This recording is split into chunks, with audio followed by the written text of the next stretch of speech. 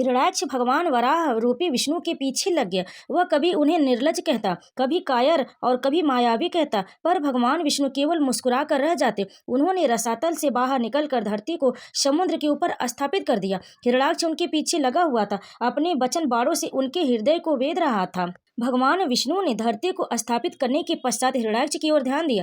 उन्होंने हिरण्याक्ष की ओर देखते हुए कहा, तुम तो बड़े बलवान हो। बलवान लोग कहते नहीं है, करके दिखाते। तुम तो केवल प्रलाप कर रहे हो। मैं तुम्हारे सामने खड़ा हूँ, तुम क्यों नहीं मुझ पर आक्रमण करते हो? बढ़ो आगे, मुझ पर आक्रमण करो।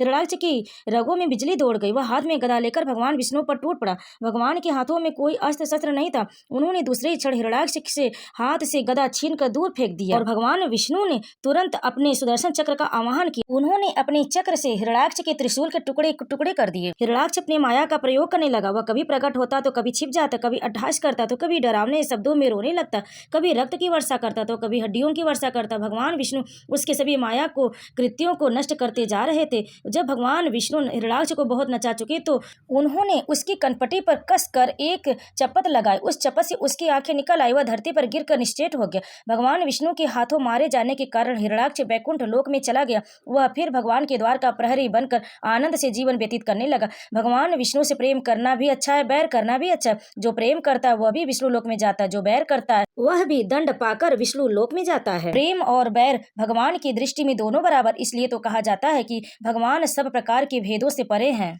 तो प्रेम से बोले भगवान विष्णु की जय, वराह भगवान की जय।